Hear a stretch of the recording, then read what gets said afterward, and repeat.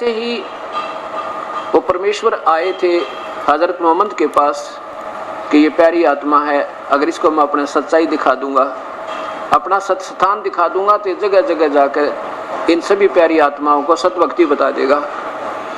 अब ऐसा ही किया। कबीर परमेश्वर आए, कभी वो पूर्ण ब्रह्म, और लेकर हजरत मोहम्मद से वार्ता की, काफ़ी देर समझाया। फिर हजरत मोहम्मद यूँ बोले, जी मेरे को फरिश्ते आया था जबराइल नाम का, और मुझे ऊपर के लोक दिखा कर लाया है। कबीर साहब ने कहा, बेटा वो काल के दूत हैं और तुम मेरी आत्मा हो, आजा मैं दिखाता हूँ तुझे अपना आपका सत स्थान जहाँ तुम रहा करते थे। उस समय तक हजरत मोहम्मद जी के काफ़ी अनुयायी हो गए थे, कई लाखों की संख्या में। तो हजरत मोहम्मद कहने लगा, मैं आंखें देखूँ दाता जब बात बने परवरदिगार, नहीं तो मेरी समझ में नहीं आवा आपकी कहानी। क्योंकि वो पहले उस जबराइल जैसे देवताओं ने उसमें ऐसा रंग भर दिया, यही तक के भगवान का, और ऊपर दिखा दिए बिलाई साजी ये बैठे, मूसा जी भी वही देख कर आए हुए। ठीक है, वो भी काल ने अपने संदेशवाहक बनाकर भेजे थे, रसूल बनाकर भेजे थे, और फिर वापस बुला लिया, क्योंकि वो पुण्यकर्मी प्राणी थे, पिछले जन्म जन्मांतर के ऋषि लोग थे। अब उनकी कमाइयाँ बची हैं। अब मान ले वो एक मनुष्य जीवन पाकर चले जाएंगे, फिर भी वो देव लोक में जा सकते हैं, उनके अभी पुण्य काफी बकाया है। और फिर नरक का नंबर आओगे जब सारे नरक में भी ठोके जाएंगे। जैसे कल आपने जैन धर्म का इतिहास सामने देखा था, कितनी प्यारी आत्मा महावीर जैन जी की आत्मा, ओए होए, और ऋषभ देव से उपदेश पाकर उसकी ये दुर्गति हुई, आंखों में का पानी आ जा। करोड़ों बार गधा, करोड़ों बार कुत्ता, करोड़ों बार वैश्या, लाखों बार वृक्ष, लाखों बार घोड़े, ये परमात्मा इतना और फिर देव भी बना, स्वर्ग में भी गए, फिर नरक में भी गए। तो दोनों ही मिलते हैं यहाँ पर, जब तक पूर्ण परमात्मा की भक्ति नहीं करेंगे। स्वर्ग भी नरक भी दोनों भोगने पड़ेंगे, सुख पुण्य भी और पाप भी। ऐसे ही संविधान है। तो हजरत मोहम्मद जी के मन में कुछ तो भय घना हो गया, डर घना हो गया, किसका? उन फरिश्तों का, कि फिर आकर मुझे त्वंग ना कर दे। और वहाँ ऊपर लेकर गए परमात्मा, वापस छोड़ दिया। लेकिन हजरत मोहम्मद जी ने वो बात स्वीकार ना करी, कहने लगे नहीं जी अब मैं तो यही ठीक हूँ। उसके बाद परमात्मा उनसे मिले नहीं। साहिब ने कहा था कि बेटा अब तो सतमार्ग दर्शन कर दे, तो उसने ये बात स्वीकार नहीं की, क्योंकि डर रहे थे, ज्यादा डरा दिया गया था उनको, जबराइल नामक देवता थे। अब इस करके उन्होंने स्वीकार नहीं किया। तो क्या हुआ कि कुछ सिद्धि आ जाती है भक्ति से, जैसे स्वाभाविक कोई तप भी कर ले उसमें कुछ सिद्धियां आ जाती हैं। एक बार हजरत मोहम्मद जी ने बकरे को मार दिया अपनी सिद्धि थे। नहीं, वैसे एक बकरा किसी सेवक का वहां चल रहा था, भेड़ बकरियां चराते थे ज्यादा लोग, और वो मृत्यु को प्राप्त हो गया। हजरत मोहम्मद जी ने एक मंत्र बोलकर कान पकड़ उसका हाथ लगाया, वो जीवित हो गया। और देखने वालों की सैकड़ों की संख्या थी, 10-20 की संख्या थी वहां, जो पाली पुली जो चराहा थे। तो उन्होंने सब जगह बताया कि आज हजरत मोहम्मद जी ने एक बकरा जीवित कर दिया। दूसरे कहने लगे भाई यह बात तो जची नहीं, बहुत कुछ कहने लगे। तो एक दिन क्या किया, 10-20 इकट्ठे बैठे थे, हजरत मोहम्मद जी ने अपनी मंत्र से एक बकरा मार दिया, अपनी सिद्धि शब्द की तरह। और जब देख लिया ना कति तो मर गया। वो बकरा वो गरीब आदमी का था जो वहाँ गवाला था, चरा था। वो रोने लग गया, चरना में पड़ के, हे महाराज गरीब के पास तो ये 2 बकरियां थी, एक यूं बकरा था, मेरे लिए तो ये बड़ी भारी बात बन जाएगी, परवरदिगार मेरा जीवित कर दो। तो उसी समय जीवित कर दिया। सब जगह प्रशंसा के पात्र हजरत मोहम्मद बन गए। अब फिर कुछ लोग कहने लगे भाई झूठ बोलते हो तुम मुसलमानों, ये तुम तो गप्पोड़ पेलते हो, अभी कभी हो सका ऐसे मुर्दा जीवित हो जावे। तो जब हजरत मोहम्मद जी को ये बताया गया कि ये ऐसे कह रहे हैं लोग कि झूठ बोल रहे हैं, बकरा जीवित नहीं हुआ, कबीर साहब हजरत मोहम्मद कहने लगे कि अब का गाय मारूंगा और उसको जीवित करूंगा, सबको ढिंडोरा पिटवा दो, मुनादी करवा दो। हजारों की संख्या में दर्शक आ गए। और हजरत मोहम्मद जी ने पढ़ कर मंत्र, और गऊ खड़ी थी मार दी, वो गिर गई बेचारी, पड़ गई कति निढाल होकर। सब ने देखा, कान कून नाक कति मृत होगी। सब कहने लगे कति मृत होगी, और देखियो हजरत मोहम्मद जीवित करेंगे। हजरत मोहम्मद उस नबी मोहम्मद जी ने फिर कोशिश करी वो जीवित करने की, वो गाय जीवित ना हुई, क्योंकि वह बैटरी जो कमाई करी थी वह डिस्चार्ज होगी। वो जो सद सिद्धियां प्राप्त हुई थी वो खत्म होगी उनकी, वो नहीं रहा, वो कमाई धन की, वो सिद्धि की नहीं हुई। अब वहां फिर बेइज्जती हुए। अब ये परमात्मा जो कबीर साहब है ना, यही सबका साथी है। अब जैसे एक बालक किसी बाप का, और कितना ही जैसे शराब स्वरूप पीने लग जाए, नक में बच्चा दौरा बैठा है, और जब वो उसके उस विवश हो जाए, उन तो दुखी हो जाए ना, फिर भी रोए, पिता फिर भी जाया कर अपने बच्चे ने सीने का लगा कर वापस ले आता है, काजा पुत्र, और वो फिर उसको और मदद भी कर देता है। तो ऐसे ये जब अंतरात्मा से पुकार करी हजरत मोहम्मद ने, हे कबीर अल्लाह, हे कबीर अल्लाह, आज मेरी इज्जत रखो मेरे दाता, अल्लाह अकबर। ये जो जब आत्मा से पुकारा, ऐसे रो के याद किया था मालिक को, अल्लाह अकबर, अल्लाह कबीर, अल्लाह कबीरन, अल्लाह अकबर, ये कई प्रकार से अरबी भाषा में लिखा जाता है। अब उसने तो ऐसा याद किया था कुछ कसक के साथ। उधर से वो परमात्मा अंतर्यामी एक तू आत्म के आधार, पहुंचूंगा क्षण एक में जन अपने के एत, और हिरना कुछ उधर विदारिया, मैं ही रावण मारा खेत। अब विष्णु जी ने, ये लंबी कहानी है, अब परमात्मा कबीर साहब की महिमा बताना यहाँ आवश्यक है। तो उसी समय वो कबीर परमेश्वर आए, जैसे बेई नदी पर गुरु नानक देव जी को दोबारा मिले, तो वो केवल गुरु नानक देव जी को दृष्टिगोचर हो रहे थे, अन्य जो स्नान करने वालों को नहीं दिख रहे थे, अकेले गुरु नानक देव जी बोलते दिखाई दे थे। ऐसे ही हजरत मोहम्मद जब आए, कबीर साहब आए हजरत मोहम्मद के पास, तो दोनों की वार्ता हुई और उसने चरण टेके नो। अब ये नमाज जो करते हैं ना, ये ऐसे प्रारंभ हुई थी विशेषकर, और ये अल्लाहु अकबर ये न्यो प्रारंभ हुई थी जब उसने माथा टेक के अपने भगवान कबीर साहब के, मेरी इज्जत रखो दाता, और नो खड़े थे भगवान मनुष्य रूप में है, कभी चरणों में मत्था टेक, फिर ऐसे देखे, दया करो दाता, मन ही मन में नूकर रक्षा करो मेरी।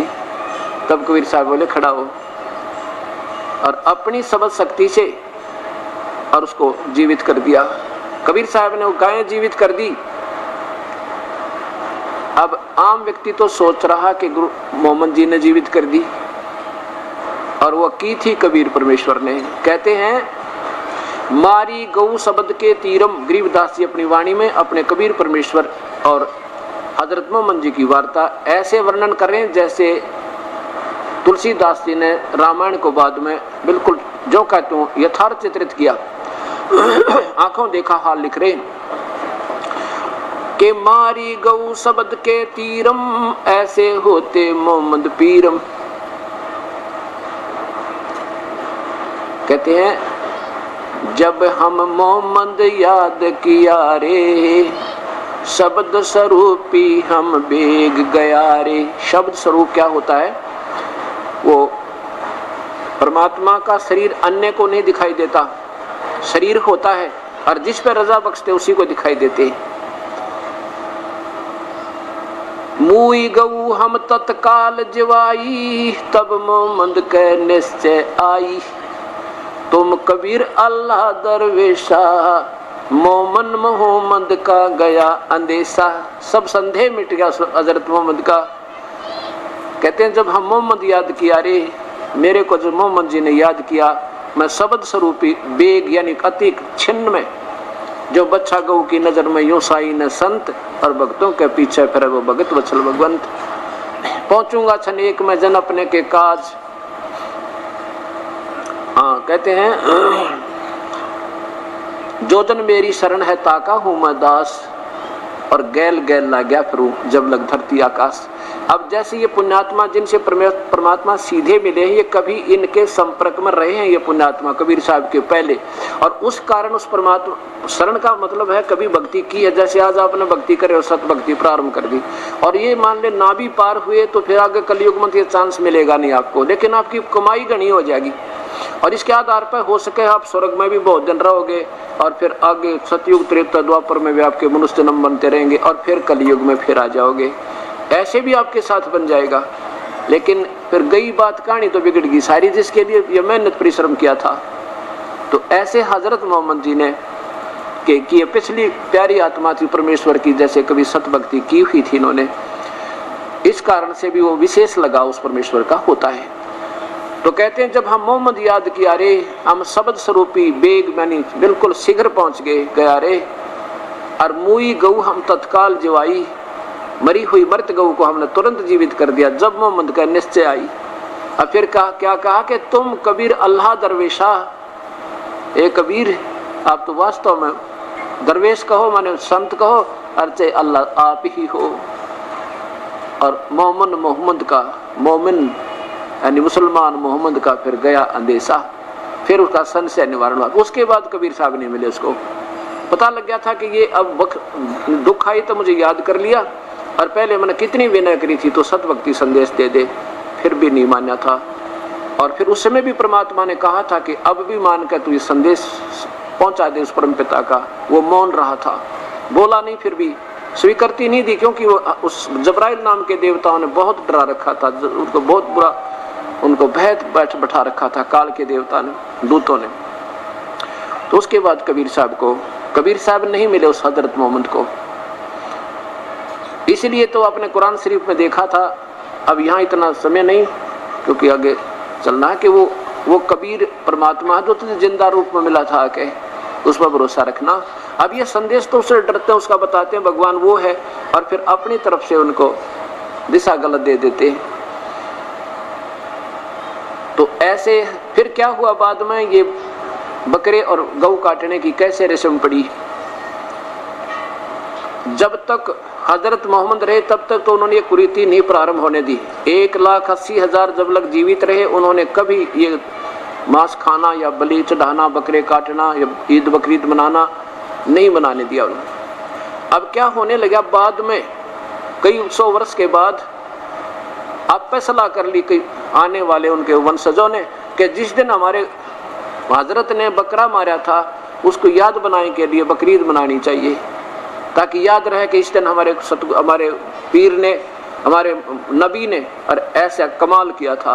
उसके लिए क्या करना शुरू कर दिया, बकरा उस निश्चित दिन को बकरे को हलाल कर देते, प्यार करके कहते इसको मारेंगे नहीं, झटका नहीं मारेंगे, धीरे धीरे कलमा पढ़ते रहना, कलमा पढ़ते मार देना। अब वो कलमा पढ़े और वो रोए बेचारा, आत्मा उसकी तड़प तड़प कर प्राण निकले।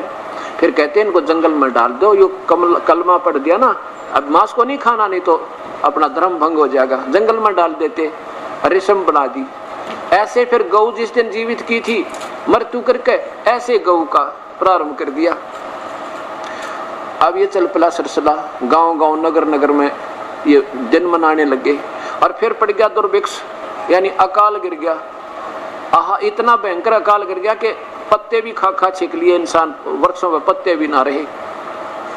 उसी समय ये दोनों पर्व आ गए, बकरीद आ गई। अब ऐसी हर स्थान पर, हर जगह जगह पर वो बकरीद मनाई, बकरा हलाल किया, जंगल में डाल दिया। और भूखे मरते कुछ मुसलमानों ने उसका मांस खा लिया बकरे का। इस बात का अन्य मुसलमानों ने एतराज किया, भी मुसलमान होकर मांस खा लिया, इसका निकम्मा काम कर दिया, इसको जाति धर्म से निकाल दो, इसको ये कर दो, इनको सजाएं दो। ऐसी सजाएं दी जाती थी उनको कि अगर मांस कोई खा लेना, फिर उस प्राणी के बदले में, जैसे एक बकरा खा लिया, मार दिया, या कोई किसी ने वैसे भी जीव हिंसा कर दी किसी मानस की, वो सजा दी जाती थी कि या तो 10 ऊंट या 100 ऊंट या 50 ऊंट ऐसे निमित्त किया करते थे। और ऊंटों को खाना नहीं, उनको बेच के, क्योंकि पहले धन यही होता था उनको बेच के धार्मिकता भंडारे धर्म में लगाओ, ये सजा दी जाती थी अगर कोई ऐसा मांस खा लेता था या कोई जीव हिंसा कर देता था। तो ऐसी ऐसी घटना हर जगह होगी, सभी जगह से कई लोगों ने मांस खा लिया। उनकी सजा के लिए फिर मुख्य मौलवी काजियों के पास ये घटना पहुंची, बात पहुंची, तो उन्होंने सोचा भाई ये तो बात बिगड़ गई। अब क्योंकि मांस खाने वाले को सजाए मौत भी दे दे तो भी थोड़ा था, ऐसा प्रावधान मुसलमान धर्म में बताते हैं प्रारंभ में। अब उन्होंने सोचा भी इतना को सजा देना भी अच्छा नहीं लगता, क्योंकि हजारों की संख्या में दोषी पाए गए। जब मुख्य एक स्थान पर वो सबकी शिकायत पहुंची, निर्णय लेना था क्या सजा दें, तो उन्होंने एक सलाह बना ली, भाई देखो ये अच्छा नहीं, इस तरह सबको सजा देना, ये कह दो कि कलमा पढ़ने से वो बकरे का मांस पवित्र हो गया था, वो तो प्रसाद बन गया था, और भाई वो प्रसाद तो खाया ही इन्होंने, लेकिन वैसे कोई जीव हिंसा करके बकरा काट के खाएगा तो वो उसको महान पाप होगा, खबर उसको बड़ी सजा मिलेगी। अब उनको माफ कर दिया। इस बात को सबने मान लिया, भाई ठीक है, जब आदेश सही है तो बकरा कलमा पढ़ दिया था, इसके लिए इसको ये तो प्रसाद बन गया था। अब उस समय उन महापुरुषों का ये बचाव करना अति आवश्यक हो गया था, और इस प्रकार फिर यह कुरीति का रूप धारण कर दिया। अब आज इसका ये भयंकर रूप धारण हो गया। ऐसे फिर गऊ का समय आ गया। अब वो काट तो देते पर जीवित ना कर सकते अब, और हजरत मोहम्मद ने काटी भी और जीवित भी कर दी। अब यहाँ कबीर साहब अपने प्यारी आत्मा हजरत मोहम्मद की फिर बड़ाई करते हुए कहते हैं, क्योंकि ये अपने सर नहीं लेते अपनी बड़ाई को, कहते मारी गऊ शब्द के तीरम, ऐसे होते मोहम्मद पीरम, शब्द फेर जवाई, हंसा राख्या गोसत न भाख्या, ऐसे पीर मोहम्मद भाई। तो कितनी प्यारी बात कही कि तुम अगर उनकी नकल करते उन महापुरुषों की, तो उन्होंने तो वो गाय मारी थी ना शब्द तक, और फिर जीवित कर दी थी, मांस नहीं खाया, वो जीव उसका ज्यों का सुरक्षित कर दिया था। और ऐसे पीर मोहम्मद भाई, हंसा राख्या, उसका जीव बचा दिया, हंस माने जीव, ज्यों का त्यों बचा दिया, और मांस नहीं बाख्या, मांस नहीं खाया बख्या। ऐसे पीर, ऐसे महापुरुष थे, ऐसे देव, वो गुरु थे तुम्हारे हजरत मोहम्मद। अरे तुम ये गलती कर रहे हो। अब क्या कहते हैं परमात्मा के, देखो मुसलमानों, काजियों को और मौलवियों को की तरफ संकेत करते हुए कहते कि ये अगर इन काजियों को, इन मुल्लाओं को अगर ये पूरा विश्वास है कि बकरा, क्या कहते हैं ये, कि हमने बकरे की रूह ना स्वर्ग भेज दी बिष्ट में, और हम तो फिर ये पवित्र कलमा पढ़ने से मांस पवित्र हो गया, उस प्रसाद रूप में खाते, जरूरी खाना चाहिए सभी ने। अब कबीर साहब कहते ना दानो, अगर ऐसे गर्दन देने से और ये इस बकरे की रूह पहुंच जा स्वर्ग में, तो कौन नंबर आने दे भाई बकरों का। शेख फरीद जैसे, मंसूर जी जैसे महापुरुषों ने, और मूसा जी जैसे ने, हजरत मोहम्मद जी जैसा ने अपनी घोर तपस्याएं की थी, जैसा उनको साधन मिला इस स्वर्ग प्राप्ति के लिए, और उन्होंने मंसूर जी ने अपना शरीर सौंप दिया था, टुकड़े टुकड़े कर दिया, फिर भी उन्हें परवाह नहीं की थी। और तुम बकरे को स्वर्ग भेज रहे हो और आप पीछे रह गए। अगर तुमने पूरा विश्वास होता ना, पूरे परिवार पर कलमा पढ़ देते और स्वर्ग में पहुंच जाते। कौन रहे ऐसे गंदे लोक में, कितने कष्ट इसमें। तो कहते हैं जय या रूह, एक मुल्ला मस्जिद में कूके, एक पुकारे बोका। अब हजरत मोहम्मद ने तो वही प्रार्थना की थी जब गाय नहीं जीवित हुई, अल्लाहू अकबर। अब वह क्या करते हैं लोग, वो एक तो मस्जिद में चढ़ जाएगा ऊपर मुल्ला तय, ए अल्लाह, अल्लाहू अकबर, ए भगवान, हे अल्लाह, इसको बस बकरे की रूह को स्वर्ग में स्थान देना भीष्ट में। और एक वो बोक बकरा, उसकी गर्दन काटी जा रही, वो मिमा का वो रो का तड़प रहा है, और तुम उसको सिफारिश करे वो परमात्मा को, तुम्हारी सिफारिश मानेगा जो दूसरे की हिंसा करे वो परमात्मा।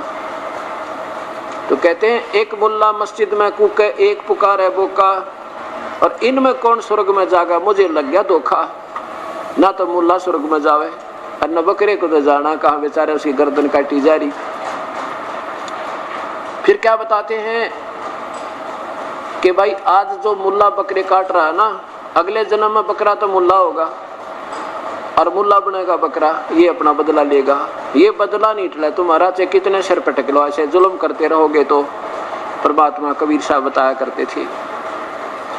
फिर कहते हैं कि जय या रूह ते बिष्ट पठाई, अगर तेरे पर पूरा विश्वास है कि तने इस बकरे की आत्मा को स्वर्ग भेज दिया, तो कर तदबीर कबीला भाई। जब जाने तो अपने बच्चे, अपने परिवार ने पढ़ देकर कलमा एक वे, कर तदबीर कबीला भाई। अब इन बातों से मुसलमान तो नहीं नाराज हुए, मुसलमानों के गुरु नाराज हो गए, जिनकी रोजी रोटी और सच्चाई सामने आवे थी। वो कहने लगे ये तो बड़ा नीच है, फलाना है, ये ऐसे करता है, वैसे करता है। एक दिन क्या हुआ, सिकंदर लोदी दिल्ली का बादशाह, और कहाँ पहुंच गया, काशी में, बनारस पहुंच गया। तो और बनारस में, काशी में हिंदू राजा वीर देव सिंह बघेल का शासन था और उसमें मुसलमान उनसे शिकायत नहीं कर, और उधर से वीर सिंह देव बघेल कबीर साहब के शेष हो चुके थे। तो मुसलमान लोग इसलिए चुप रहते थे कि अगर वीर देव सिंह को इसकी शिकायत करेंगे तो ये हमारी नहीं सुनेगा क्योंकि इनका शिष्य है।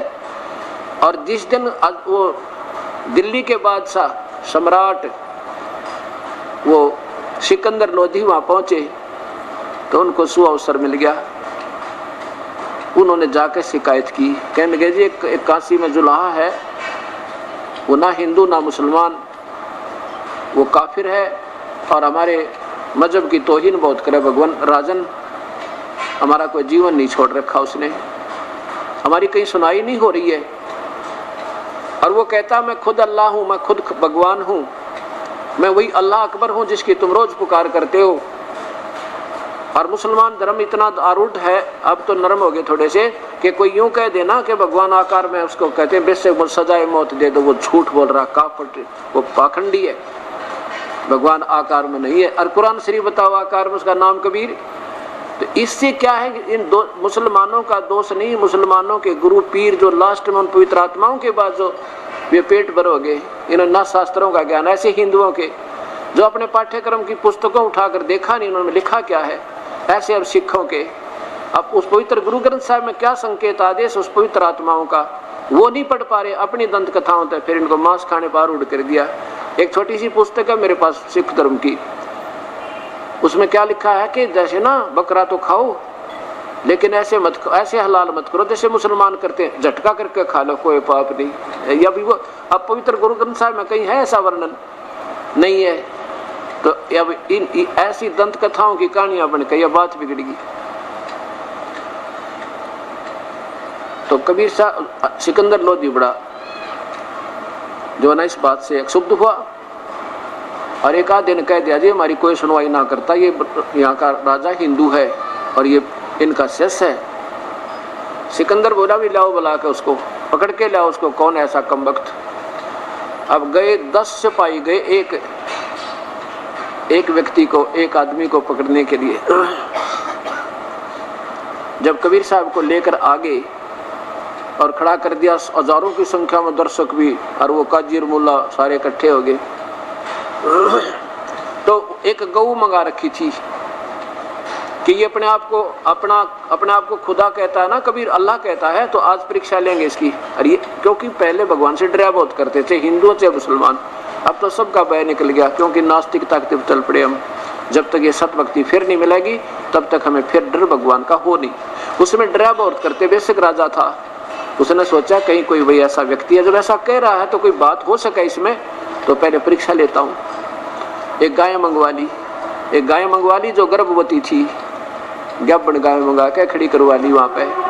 और कबीर साहब को जब लाके खड़ा किया तो राजा सिकंदर लोधी बैठे और साथ में मंत्रीगण, हजारों की संख्या में दर्शक और राज दरबार के सामने। कबीर साहब से कहा उसने, सिकंदर लोधी ने, कि बोल कबीर तू कौन है, अब कैसे बैठा मौन, अब क्यों चुपचाप बैठ गया तू, आके बैठा दिया नीचे कबीर साहब को। अब बोलता क्यों नहीं, तू अपने आप को अल्लाह कहने वाले, तू खुदा बात कहता अपने आप को। कबीर साहब खड़े हो गए, खड़े होकर कहने लगे हम ही अलख अल्लाह हैं, कुतुब गोस और पीर और गरीब दास खालिक दनी, मेरा नाम कबीर, मैं वही अकबर हूँ जिसको तुम रोज याद करते हो, मैं वही कबीर हूँ। हम ही अलख अल्लाह हैं, अलख माने जिसको तुम बेचून कहते हो, जो दिखाई ना देता, निराकार, वो अल्लाह मैं हूँ। और कुतुब गोस और पीर, वास्तव में कुतुब भी मैं हूँ, गोस भी मैं हूँ और पीर भी मैं हूँ। अर्थात वास्तव में जो वास्तविकता भक्ति दूंगा गुरु रूप में मैं ही हूँ, और जो राहत दूंगा वो मैं ही हूँ, यानी भगवान भी मैं हूँ और वास्तव में गुरु भी मैं ही हूँ। जैसे रामानंद जी ने कहा था, तुम साहिब तुम संत हो, तुम सतगुरु तुम हंस, गरीब दास तेरे रूप बिना और न दो जान से। तू ही भगवान, तू ही दास, तू ही देव, तू ही जगत गुरु, तू ही तत्वदर्शी, सब कुछ तू ही है परमात्मा, और आप ही अपना सब रोल करके हमारे के उद्धार कर रहे हो। जब ये कहा कि हम ही अलख अल्लाह हैं, कुतुब गोस और पीर, गरीब दास खालिक दनी, खालिक माने सारी सृष्टि का मालिक, खलक होती है प्रजा, सारी सृष्टि, और मैं उसका खालिक माने मालिक। मैं सबका धनी हूँ और मेरा नाम कबीर, मैं कुल मालिक हूँ, जगत गुरु। इस बात से सिकंदर लोधी, क्योंकि राजा था, एकदम क्रुद्ध हुआ। कहने लगा भी अगर तू अल्लाह है ना तो तेरी परीक्षा लेते हैं नहीं। अगर ये गाय कटवाता हूँ, इसके टुकड़े करवाऊंगा, क्योंकि हमारे हजरत मोहम्मद ने जो नबी था वो प्रभु का कृपा पात्र था, उन्होंने गाय को जीवित कर दिया था मृत्यु मार के। अगर तू गाय जीवित कर देगा जब तुझे अल्लाह मानेंगे, नहीं तो तेरी गर्दन को अभी सभा में कलम कर दूंगा। अब क्या किया, आदेश दे दिया सिकंदर लोधी ने कि इसको बिस्मिल कर दो, इस गाय को बिस्मिल कर दिया। धार्मिक लोग पहले भी थे, उन्होंने कलमा पढ़ा पहले और फिर उसको गाय को ऐसे काट दिया, 2 टुकड़े कर दिए, बीचों बीच माँ और बेटा के 2 टुकड़े हो गए। अब कहने लगा इसको जीवित कर दे, इस गाय को जब जानू तुझे तो खुदा अल्लाह है। कबीर साहब खड़े हुए, एक थपकी उसकी माँ के शरीर, गाय के शरीर का लगा दी, एक लगा दी बच्चा के, वो दोनों जीवित हो, ऐसे दोनों जीवित होकर खड़े हो गए। निशान भी नहीं था जैसे कटे हो कभी, और बच्चे को लगा के माँ के गाय के नीचे और दूध की बाल्टी ठोक दी। बोलो सतगुरुदेव की जय, कबीर साहेब की जय। और फिर जब ये देखा करिश्मा, सबके पैरों तले की मिट्टी निकल गई। सिकंदर लोधी खड़ा खड़ा मुख की तरफ देखा, ये के कहानी बन गई। तब उस परमेश्वर ने कहा था, गौआ अपनी अम्मा है, इस पर छुरी मत बा, गरीबदास की दूध ने सभी आत्म खा। कहने के नादानो, तुम इस गाय का दूध पियो, घी खाओ, और इसके बच्चे जो है तुम्हारा हल चलावें, और इसी का फिर तुम एक बार मांस खा के इसका काम बिगाड़ रहे हो। ऐसा जुल्म मत करो तुम। गौ अपनी अम्मा है, माँ क्यों कहते हैं? जिसका दूध पियो वो माँ कवावे। माँ उसी को कहते हैं जिसका हम आहार ले, दूध पिया उसको माता कहते हैं। इसलिए कहते हैं गौ अपनी अम्मा है, सबको, हिंदू और मुसलमानों को मना नहीं करती चाहे कोई दूध पियो, और फिर तुम इतना इसके साथ जुल्म करते हो। आपने एक बार इसका मांस खा के काम बिगाड़ दिया, या बनवाना 10 वर्ष तक तुम्हें दूध भी दे और घी भी दे और खूब थारा आहार पोषण करे तुम्हारे पेट का, बच्चों का, इस निर्दोष पशु को मार देना कौन से मजहब और शास्त्र में लिखा है? तब कहा था कि नबी मोहम्मद नमस्कार है, राम रसूल कहाया, 1,80,000 को सौगंध जिन्नी कर चलाया। कहते हैं अर्श कुर्स पर अल्लाह तकत है, अर्श कुर्स पर अल्लाह तकत है, यानी सबसे ऊपर वाले आसमान पर सतलोक में वो अल्लाह यानी पूर्ण परमात्मा का तकत, यानी वो उनकी राजधानी, वो स्थान है। अर्श कुर्स पर अल्लाह तकत है, खालिक बिन नहीं खाली, और उस परमात्मा की दृष्टि से एक जीव भी नहीं बचा है। वो इतना समर्थ है उसके निराकार रूप में, यानी उसकी शक्ति, उसकी जैसे राजा है, निराकार शक्ति उसका खोप हिंदुस्तान के कण कण में विद्यमान है, और आकार में वो अपने दिल्ली बैठा है। तो ऐसे कहते हैं अर्श कुर्स पे अल्लाह तकत है पर खालिक बिन नहीं खाली, उसकी रेंज के, वो सब उसके रेंज के अंदर आते हैं, क्योंकि वो समर्थ परमेश्वर एक सेकंड में हर एक का निरीक्षण रखता है। अब जैसे सूर्य है, सूर्य आज हम यहाँ भी देख रहे हैं, और महाराष्ट्र में भी देख रहा हूँ व्यक्ति मेरे पास है, और वो ऐसे ही वो परमात्मा हर जीव के ऊपर उसकी दृष्टि है, हर जीव के। तो क्या बताते हैं कि अल्लाह अर्श कुर्स पर अल्लाह तकत है, और वो खालिक बिन नहीं खाली, और वह पैगंबर पास पाक पुरुष थे साहिब के अब्दाली। वह पैगंबर तो पवित्र आत्मा थी जो हजरत मोहम्मद मूसा जी जैसे, और साहिब के अब्दाली यानी परमात्मा के कृपा पात्र थे, जिसकी भी उपासना कर रहे थे। जैसे वो शिव के उपासक थे, तो शिव के, मूसा जी विष्णु लोक आए थे, विष्णु जी के कृपा पात्र थे, और ईसा जी भी विष्णु लोक आए थे, वो भी कृपा पात्र थे उन्हीं के। तो कहने का भाव ये है, और आदम जी जो थे वो ब्रह्मा के कृपा पात्र थे, ब्रह्मा के लोक आए थे। तो वह पैगंबर पाक पुरुष थे साहिब, साहिब माने भगवान के, भगवान माने जिस इष्ट की जो साधना करता उसी भगवान के वो कृपा पात्र रहे, उन पर उनकी छत्र छाया बनी। वह पैगंबर पाक पुरुष थे, पाक माने पवित्र आत्माएं थी साहिब के अब्दाली। और फिर कहते हैं नबी मोहम्मद नमस्कार है, खालिक बिन नहीं खाली, नबी मोहम्मद नमस्कार है, राम रसूल कहाया, उस अपने भगवान का, किसका? शिव का रसूल माने अवतार कहलाया, और 1,80,000 को सौगंध जिन्नी कर चलाया। और फिर तो सारे कापे खड़े खड़े खिसक गए नीचे नीचे, सॉरी ये तो भाई बात बिगड़ गई। और परमात्मा ने उस सिकंदर लोधी को ऐसा रूप दिखाया, बिल्कुल तेजो में, भयंकर नहीं, जमीन से लेकर आसमान तक परमात्मा का शरीर दिखाई दिया, इतना सुंदर तेज। चरणा में गिर गया और पैर पकड़ कर माफी मांगे कि अक्षमा करो अल्लाह की जात, अक्षमा करो खुदा, मुझसे गलत होगी, मेरी गलती होगी, पापी को माफ कर दो। समेत मुकुट के चरणों में गिर गया सिकंदर लोधी, दिल्ली का सम्राट।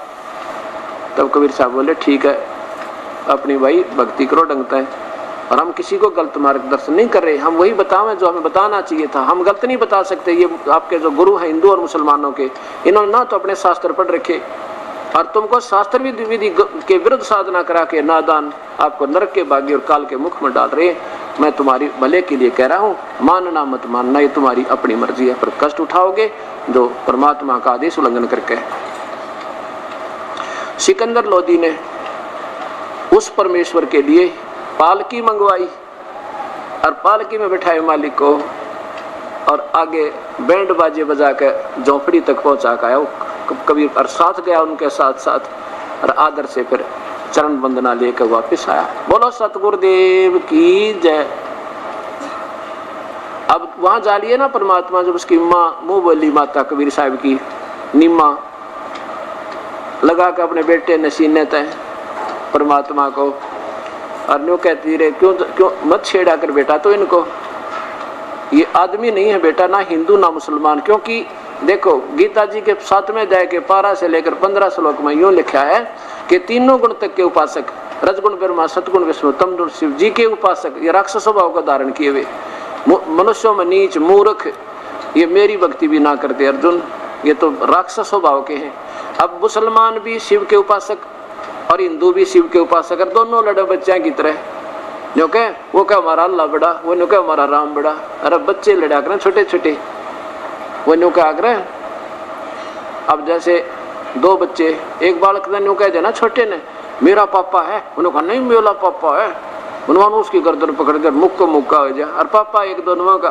तो ऐसे ये लड़ाई ज्ञान पढ़ने की, और इन कारण इनका ये अनजान संत है, ना हिंदू धर्म से परिचित, ना मुसलमान धर्म से परिचित वर्तमान के, और ना ईसाई अपने मूल शास्त्र से परिचित, ना सिख अपने मूल सदगुरु उस गुरु ग्रंथ से परिचित के इसमें क्या वर्णन उन महापुरुषों का है। इस करके ही हम अलग अलग बने बैठे, और इसको सोचे समझे विचार करें तो फिर एक हो जाएंगे जैसे। और ये संदेश वो परमात्मा में देने आए थे।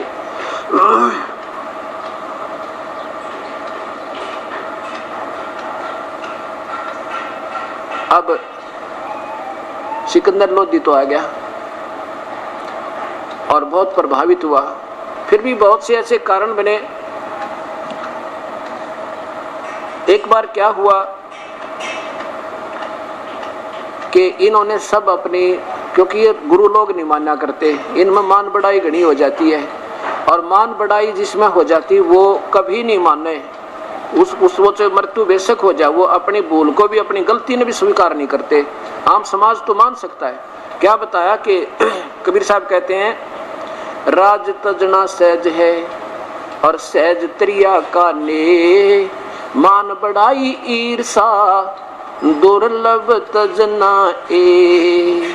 घर भी त्याग देंगे और भाई पत्नी को भी त्याग सकते हो, और जब बन जाओगे ना महंत या संत नकली, और फिर कहते मान बढ़ाई ईर्षा दुर्लभ तजना ये, और ये तजे बिना भगवान नहीं मिल सकता, चाहे कितने युग बैठे रहो। साहिब ने भगवान परमात्मा के साहिब के दरबार में ये गाहक कोट अनंत, चार चीज चाहते हैं ये रिद्धि सिद्धि मान महंत। साहिब के दरबार में ऐसा कोई एक, इन चारों को त्याग के जो चाहे पुरुष अलेख। ओए होए, अलेख माने अवर्णनीय, उस अवर्णनीय परमात्मा को दो चावे समझो। इन चारों ने छोड़ कर रिद्धि सिद्धि मान और मेहनताई ने संताई ने नकली संत बने बैठे, इनको जो त्याग के ऐसा कोई एक मिलेगा उस परमात्मा के दरबार में। नो के गायक सौदागर बहुत गणे, सभी सौदागर है, लेकिन चार चीज चाहते हैं ये रिद्धि सिद्धि मान और मेहनत। और उस परमात्मा के दरबार में ऐसा कोई एक सौदागर है जो सब ने त्याग कर परमात्मा को चाहे। एक समय क्या हुआ, इन नकली गुरुओं ने हिंदू और मुसलमानों क्या ने केस हकीम बनाई, भैया किसी प्रकार नहीं मानता, और इसने मार कबीर साहब को काटा, मतलब ऐसे टुकड़े टुकड़े कर दिया। किसने? शेख तकी ने, तो सिकंदर लोधी का धार्मिक गुरु था। और ऐसे गुंडे ले गया 3-4 रात ने कि यूं तो मानता नहीं, जो ऐसे करेंगे ठीक इसको। अब टुकड़े टुकड़े कर दिए परमेश्वर के। रुई जैसे वो गुंडे बताओ थे ने, बोले हम तो ऐसे तलवार मारते थे, रुई में लगे थी, हमने तो कोई करड़ापन लगा है कोई नहीं इसमें। और जब वो चलन लगे ना, शेख तकी ने सोचा अपन की बात, साथ ही गया हुआ था, कट गया टंटा। तो कबीर साहब खड़े हो गए और कहने लगे, आ जाओ भाई शेख तकी बच्चों, कुछ दूध पान करके जाना, रात का टाइम, चांदनी रात। अब वो बुढ़ा ने देखा कि तो उठ गया भाई आदमी, ये तो जीवित हो गया। उनका डर गए, वह भयभीत हो गए और उनका अंदर ही पेशाब निकल गया। 3-4 का तो बुखार चढ़ा रहा कई दिन तक। परमात्मा गए, उनको कहा भाई कोई बात ना बेटा, मैं मरने वाला आदमी को नहीं, क्या इस बेवकूफ़ के चक्कर में तुम शेख तकी के चक्कर में मत आइयो बेटा, और कोई बात नहीं, मैं भूत भी नहीं प्रेत भी नहीं, और मैं तो भाई जो हूँ वो तुम बाद में समझ पाओगे। जब उनका बुखार उतरा, उनके सीने से लगाया मालिक ने, यानी अपने को मारने वालों के भी पास जाकर उनका कल्याण करना पड़ा उस दाता ने। मालूम है उसको कि ये गुमराह किए गए बोली इन नादान संतों के द्वारा। और एक बार कबीर साहब को सरसों के उबलते हुए तेल में कढ़ाई में डलवा दिया शेख तकी ने कि हम जानेंगे अल्लाह इसको, क्योंकि सिकंदर लोधी का जलन का रोग ठीक कर दिया था। ये सब वो भयंकर बीमारी थी सिकंदर लोधी की, कितना ठीक नहीं हुई, ना जंत्र से, ना मंत्र से, ना वैद्य से, ना किसी दवा से तड़फ रहा था। परमात्मा ने सिर पर हाथ रखा था, कबीर साहब ने तुरंत ठीक हो गया। और ऐसे कबीर साहब के गुरुदेव श्री रामानंद जी की हत्या कर दी थी सिकंदर लोधी ने किसी कारण से, फिर बताएंगे कथा बात में आपको। और जिसके वो फिर तुरंत कबीर साहब ने उनकी आंखों के सामने उस सिकंदर लोधी को जीवित कर दिया था। शेख तकी की एक जिद के ऊपर कि मैं जब मानो कोई और मेरे सामने मुर्दा जीवित करे, तो एक शव बहता हुआ आ रहा था 13 वर्ष के बालक का, एक नहर में सिकंदर लोधी और हजारों सैनिकों के सामने परमात्मा ने वो भी जीवित कर दिया था, और अपने बच्चे के रूप में कमाल के नाम से अपने साथ रखा था। लेकिन बुद्धिहीन प्राणी मान्या नहीं, तो कहने लगा हम तो जब माने, जब इसको कढ़ाई में तेल में फूंक के देखेंगे भगवान है। अब सिकंदर लोधी भाई डरे अपनी उसने कि ये शेख तकी जो है सारे मतलब हिंदुस्तान के मुसलमानों में सबसे 1 नंबर का पीर है यो, और इसकी सब मानते हैं कहीं तेरे राजकाज में खतरा ना हो जा। चुप हो गया। तो कहने का भाव ये है कि कबीर साहब को उबलते हुए तेल के कढ़ाई में रख दिया। वो तो रखना के वो कहने लगे पटको इसने ठाका। कबीर साहब बोले भाई ये तकलीफ भी मत करो, ये भी कष्ट नहीं देता मैं आपको, मैं आप ही बैठ जाता हूँ। कबीर साहब उस कढ़ाई में जाकर ऐसे बैठ के जैसे बिल्कुल सुहाने जल में बैठ जाते हैं, बिल्कुल नॉर्मल टेम्परेचर हो किसी जल का या तेल का, उसमें ऐसे बैठे हैं और तेल ऐसे उबल रहा, नीचे पूरे लकड़ डाल रखे, खूब जला रखा, यानी 100 से भी ऊपर टेम्परेचर जा रहा है उसका। तो उस समय सिकंदर लोधी ने सोचा भाई महाराज जी मर नहीं रहे, तो शेख तकी बोला इसने ना तेल की तासीर ठंडी कर दी जंतर मंत्र थे, तेल गर्म नहीं रहा अब, ये बड़ा जादूगर है। सिकंदर लोधी ने सोचा भाई चल चेक कर लेते हैं, शायद यार ठंडी होगी हो। कबीर साहब कहने लगे राजन इस नादान के चक्कर में आके इसमें उंगली मत दे देना, उंगली ढूंढी नहीं पाओगी तो बहुत गर्म है। सिकंदर लोधी ने सोचा गुरुजी भी तो बैठे हैं, क्या फर्क पड़ा है, महाराज जी भी तो बैठे, मेरी उंगली में क्या होगा। उंगली दी ऐसे, जितनी उंगली गई थी ना उतनी ही कट के अलग होगी, इतना तेज टेम्परेचर था। और बेहोश हो गया सिकंदर लोधी, पड़ गया पछाड़ खा के, चक्कर आ गया पीड़ा से। परमात्मा बाहर आए, बाहर आकर के उनको होश में लाए, उस पीड़ा से फिर बेहोश हो गया क्योंकि उंगली कट गई थी कती। परमात्मा ने क्या किया, पकड़ के उंगली पूरी कर दी, सारे देखे आप पूरी होगी, दर्द रहा है नहीं, फिर बैठ गए। सिकंदर लोधी ओए होए चरणों में गिर गया, माफी मांगे, हाथ जोड़े, परवरदिगार में विवश हूँ, क्षमा करो, कोई बात ना बेटा, सारे विवश है पर हम विवश नहीं है किसी के। बोलो सतगुरुदेव की जय। फिर क्या किया सिकंदर लोधी ने, उस शेख तकी का फिर भी चैन नहीं पड़ा, तेरी प्रभुता गई। और ये सिकंदर लोधी तो कबीर साहब को ज्यादा चाहेगा, तेरी यहाँ चौधर खत्म होगी, अरमान बढ़ाई का झगड़ा यहाँ सारे लोग करें और भगवान इससे दूर है। फिर मुसलमानों को इकट्ठा करके कहा जी, सिकंदर लोधी से कहा कि एक परीक्षा और लेंगे। वो क्या ली?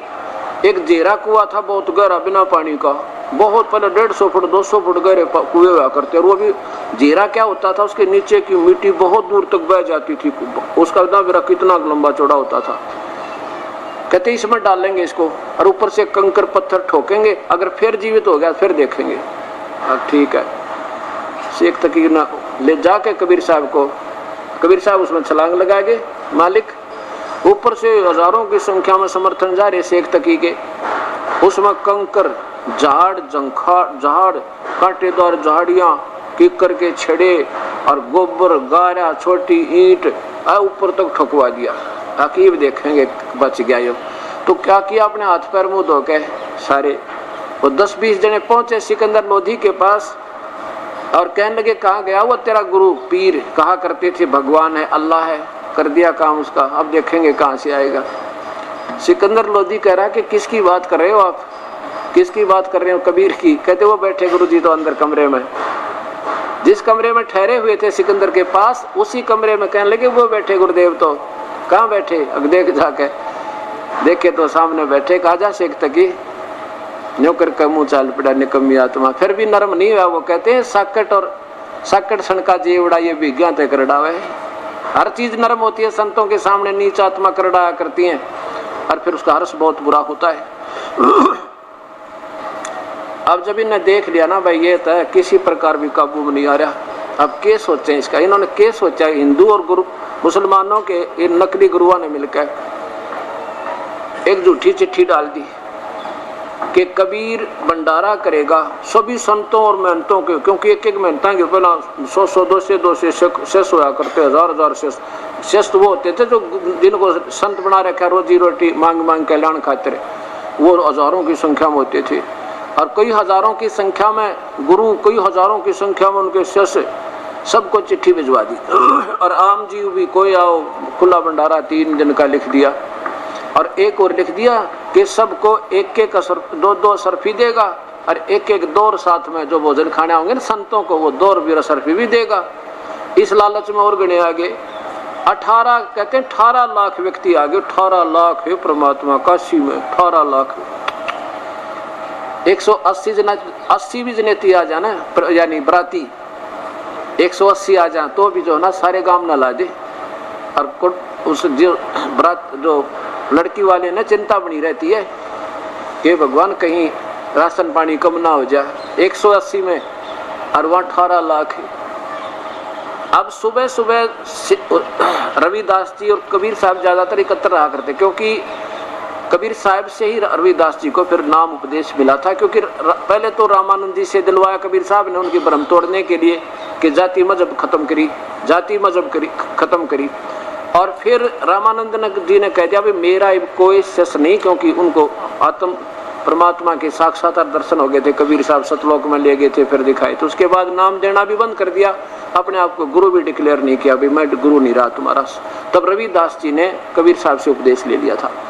यानी ऐसे जन महापुरुषों ने ये ज्ञान हो गया कि परमेश्वर है। तो रामानंद जी के जितने शिष्य थे जो योग्य थे, उन्होंने कबीर साहब की शरण में आ गए थे और वो उनके गुरु हो गए थे। रविदास जी और रामानंद जी ज्यादातर एकत्र रहा करते थे, क्योंकि आत्मा को परमात्मा की भूख सदा बनी रहती है। कबीर साहब भगवान आ रहे और प्यारी आत्मा रविदास जी। अब जो कहते हैं जो सुख संत की शरण के संग में वो स्वर्ग में भी ना हो, ऐसे शीतलता बनी रहती है। जब हम सत्संग में पूर्ण संत के पास आते हैं तो वहाँ ज्यादातर वहीं रहा करते थे। शाम ने देर तो जाया करते अपने घर में। आज जब अपनी झोंपड़ी से सुबह सुबह जंगल पानी यानी घूमने फिरने निमटने के लिए रविदास जी चले तो क्या देखा, वहाँ देखा भाई दुनिया बहुत घनी आई हुई है 18 लाख की संख्या में। और वो पूछने लगे रविदास जी कि भाई कौन हो, कहाँ से आए हो महापुरुष हो, आज क्या हो रहा है काशी में। और रविदास जी से पहले तो सैकड़ों ने पूछ लिया था उन, तभी कैसे आए हो, क्या हो रहा है, किस कारण से आए हो। वो कह रहे थे काशी वालों तुम कौन सी दुनिया में रहते हो, तुम्हें मालूम नहीं हम इतनी दूर से आगे हैं कि यहाँ भंडारा है भाई 3 दिन का। कौन कर रहा है कि कबीर। कौन कबीर? कि वही नीरू का पुत्र रविदास जी उसके मुंह की मुख की तरफ देखा, भी कल शाम तक तो गुरुदेव के पास में बैठा था, कोई जिक्र भी नहीं था, कोई चर्चा नहीं चली कभी। तो उसने पूछा भी कोई पत्र है तुम्हारे पास? कहाँ, बगैर पत्र के थोड़ी आते हम। सबने वो निकाल इस्तार दिखा दिए।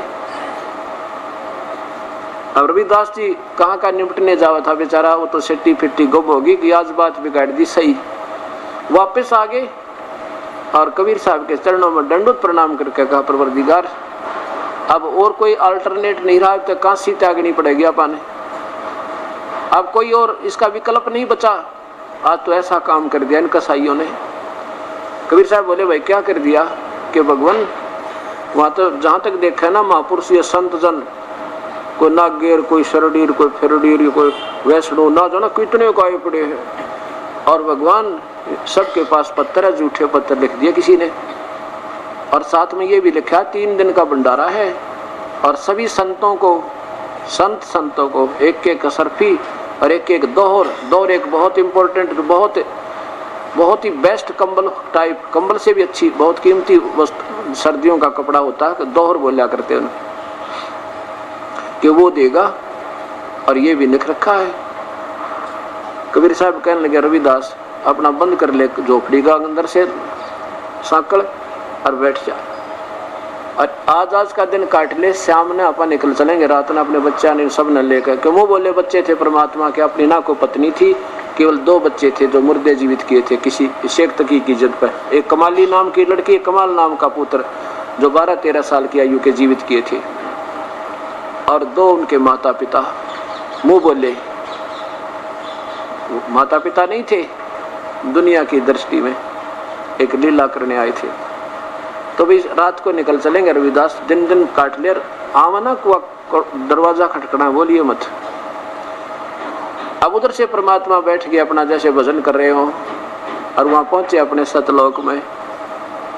परमात्मा करोड़ असंख्य रूप बना सकता है 1 सेकंड में, और 1 सेकंड फ्रिक्शन ऑफ सेकंड में सतलोक जाकर वापस आ सकता है। गरीबदास जी कहते हैं, 1 पलक में साहिब मेरा फिरता 14 भवना, वो कहते मेरा परमात्मा 1 पलक में 14 लोक में घूमकर सबकी खबर लेकर 1 सेकंड में आ जाता है। 1 पलक में साहिब मेरा, भगवान मेरा, वो फिरता 14 भवना, भवन माने 14 लोकों में। इस पृथ्वी पर 14 लोक भी है, पृथ्वी इस ब्रह्मांड में। तो वहां पहुंचे सतलोक में, संदेश भेज दिया, टेलीफोन कर दिया कि तैयार करो 9 लाख बैल, वहां की आत्मा सतलोक वाली प्यारी आत्मा, 9 लाख बैल बने जिनके सिर पर सींग नहीं, और 9 लाख बैलों के ऊपर बना सामान सतलोक का, अमृत हार, वो जलेबी लाडू पकौड़ी कचौड़ी दही बड़े सारे बनवा के, और खीर के माट भरे, और चावल बासमती तो भी बढ़िया। और वहां आके अब 9 लाख तो बैल और साथ में बंजारे बनकर, और एक स्वयं अपना दूसरा रूप केशव नाम का बंजारा बनकर, केशव नाम रखे, वही परमात्मा अलग से एक बंजारे का रूप बना के, और काशी के चौपड़ के बाजार में आके तंबू तान दिए, टेंट लगा दिए, सफेद रंग के, कत्ती बिल्कुल स्नो वाइट, और ना मैं ले हूं क्योंकि परमात्मा की लीला। और नीचे सफेद कपड़े बिछा कर उन पर रख दिए बर्तन, और जैसे चावलों की पाल डाल दी उनके अंदर, चारों तरफ से बंद टेंट, परमात्मा का आहार बिना पकाया पक रहा, ना चिपी रांधनी, और चौपड़ के बाजार पर लगी है चांदनी, परमात्मा के वो टेंट लगे। अब दुनिया तो लगी अपना भोजन पान, खावा भोजन जय जयकारो है, और केशव रूप में परमात्मा बैठे, और जो भी भोजन पावे उनको एक असरफी, एक दोहर विदा करे, जैसा लिखा था पर्चे में, डेली हर भोजन के बाद। अरे कहता बेईमान 2 भी खावे, कोई बात ना, उनको भी देवे, खा लो तुम। तो क्या हुआ, उधर से एक चिट्ठी डाल दी, किसको, सिकंदर लोधी को भी डाल दी कि आपके गुरुदेव यानी कबीर साहब की तरफ से कि एक भंडारा कर रहे हैं, आप जरूर आइएगा। शेख तकी ने वह पर्ची, तो उसका चाल थी, कहने लगे आपके गुरुदेव वहाँ भंडारा कर रहे हैं, चलोगे? तो सिकंदर लोधी बोला क्यों नहीं चलेंगे, पक्का चलेंगे। और 2-4 दिन पहले प्रस्थान कर दिया, और निश्चित उसी दिन सुबह पहुंच गए जिस दिन भंडारा शुरू होना था। अब शेख तकी ने तो सोचा था कि ढूंढा नहीं पावा कबीर इसको, बना रहा था उसको भगवान अल्लाह को कह था। ये तो परम शक्ति कहा करते थे। शेख तकी साथ आना ही था क्योंकि उसका धार्मिक गुरु सिकंदर लोदी का, दिल्ली के बादशाह का। अब वहां जाकर देखा कि तो बिल्कुल उस शेख तकी की सोच के विपरीत कहानी होगी है।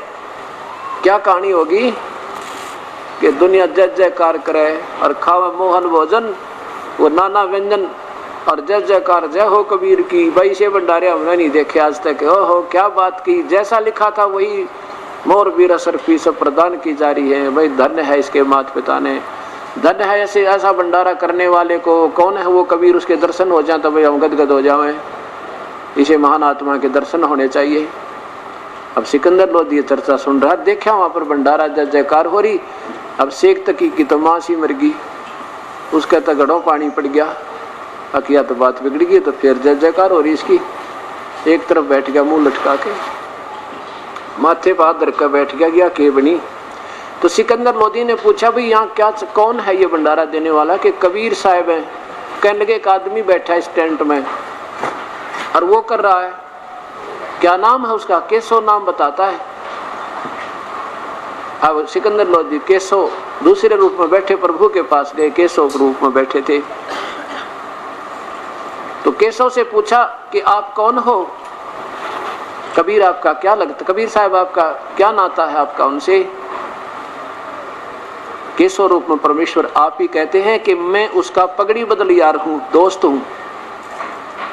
और उस मेरे पास एक पत्र गया था और शेख तकी ने कान ला के सुना उसके टेंट का बाहर ले पास है। अके बतलावेंगे कि मेरे पास एक पत्र गया था कि एक छोटा सा भंडारा है दोस्त, कुछ सामान लेते आइएगा। तेरे की सुनने वाले भी नहीं हो गए। एक छोटा सा भंडारा, 3 दिन का भंडारा जिसमें 18 लाख रोजी में एक टाइम में 18 लाख भोजन पावे और मोर सरफी साथ दे रहा है। नाना प्रकार के लाडू जलेबी रसगुल्ले ये आइटम हमारे याद भी कोई ना हो, इतने बना रखे परमात्मा ने।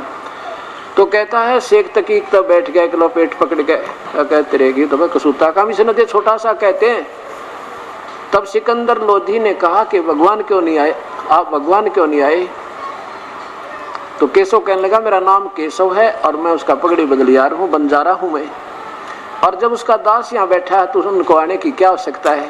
उनकी मौज है, जब आओगे आ जाएंगे। उसको कोई कह थोड़े सकते हैं आ जाओ, उनकी मौज और रजा है, जब आओगे मालिक आ जाएंगे। हम तो उनके दास बैठे हैं यहाँ पर। अब सिकंदर लोधी के आंखों में पानी भर गया कि परमात्मा ऐसा भंडारा राजा नहीं दे सकता, जैसे कितनी बात बनावे। और इस परमात्मा जाने थे, उस परिचित थे उसकी महिमा थे। फिर वहां पहुंच के झोंपड़ी पर हाथी पर बैठे हुए और सैकड़ों की संख्या में बॉडीगार्ड अंगरक्षक साथ सिकंदर लोधी के।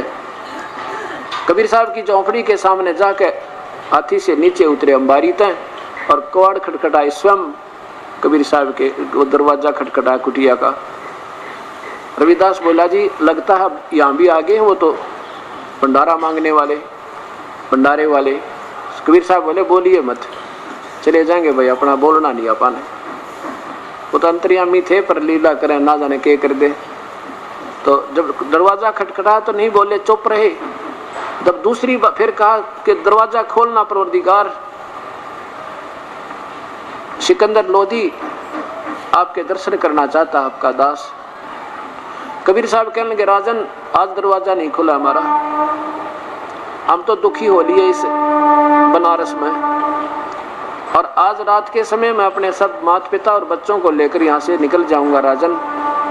ये लोग मुझे जीने नहीं देंगे, इन्होंने बहुत परेशान कर लिया मुझे।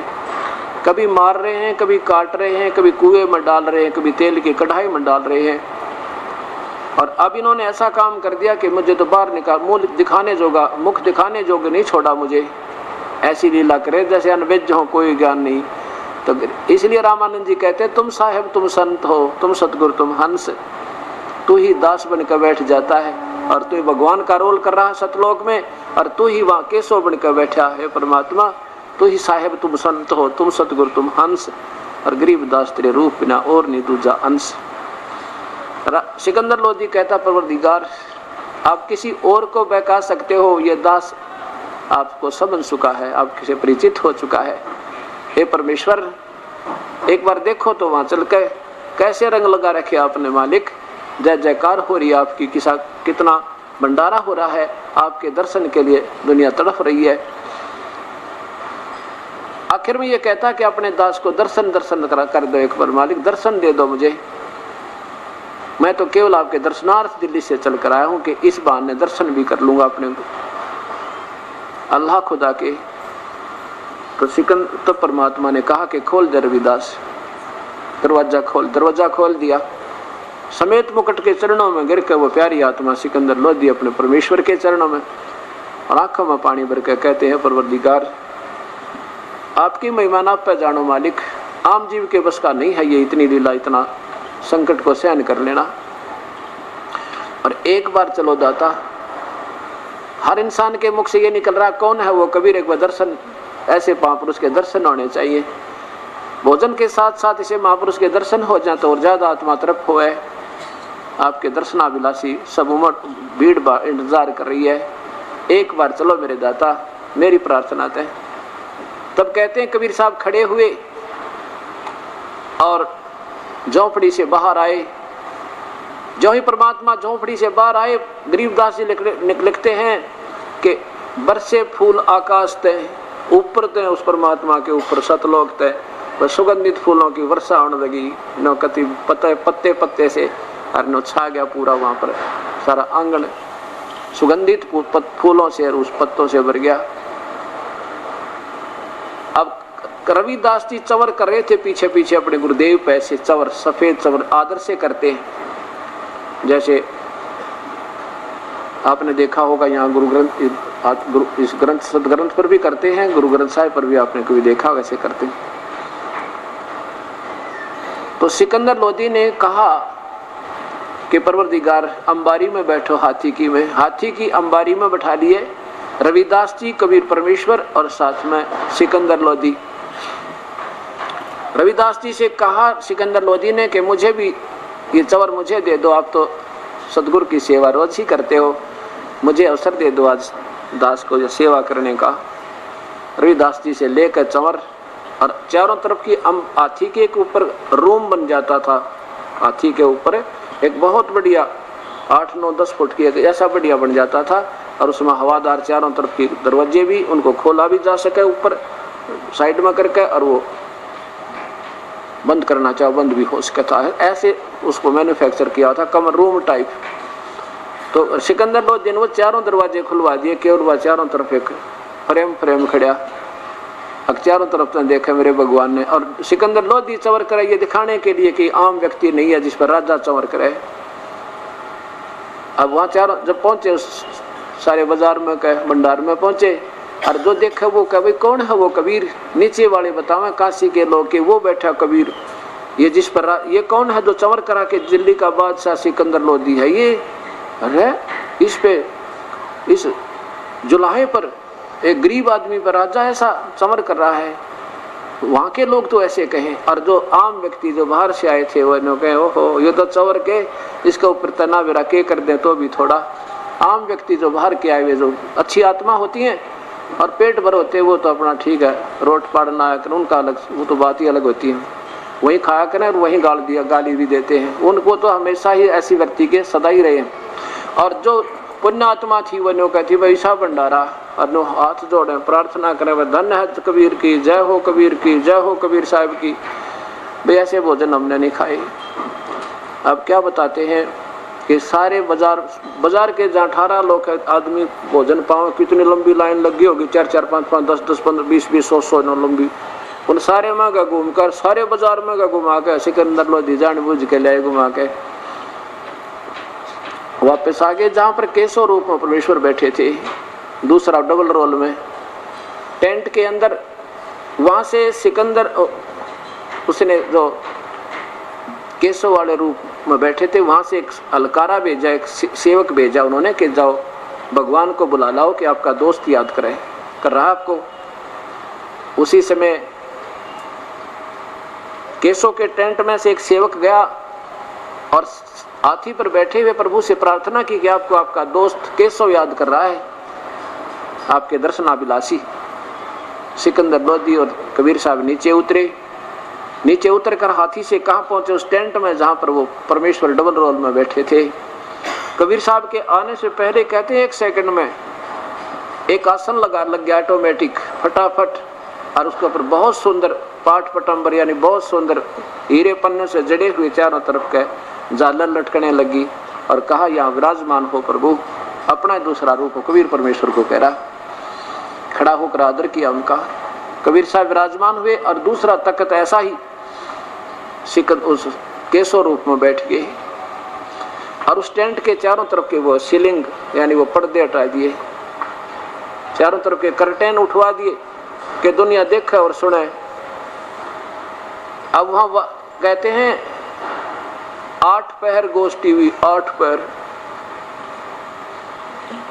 पहर पता कितने? 24 घंटे 24 घंटे सत्संग चला। देख कितने दयालु मालिक, पर हम अंधे गणे कर दिए अज्ञानी संतों ने। कबीर साहब वो केशव रूप में प्रसन्न करता है कबीर साहब तय, और कबीर साहब देते हैं इस उद्देश्य से हो सके ये नादान आत्मा अब भी कोई समझा सुन कई सत्संग न। और भंडारे का केवल ये उद्देश्य नहीं था, उद्देश्य ये था उस परमात्मा के हो सके ये प्यारी आत्मा को भंडारा खाने आई हो, और ना जाने किसका ये सत्य ज्ञान की छींट लग जा, ना जाने किसके हृदय में ये बात समा जावे और समझ ले अपने भगवान को। क्योंकि संत जो बने हैं ये हैं तो जिज्ञासु, परमात्मा की तड़फ है इनको, लेकिन रास्ता ठीक ना मिलने से प्यारी आत्मा ठीक है फिर जैसे माहौल में डल गए सुल्फे पीन लगे, खान खून की नीत बिगड़ गई तो वो सब लग गए, चेले इकट्ठे करने लगे, आश्रम बनाने लगे। रास्ता ठीक ना मिलने से कुछ भी कर सकती है, जीव तो है ये, और उधर से आत्मा परमात्मा की तरफ है इसको, तो सुनने लगे। 8 पैर तक केशव प्रसन्न करता कबीर साहब उत्तर देते हैं। केशव कहता है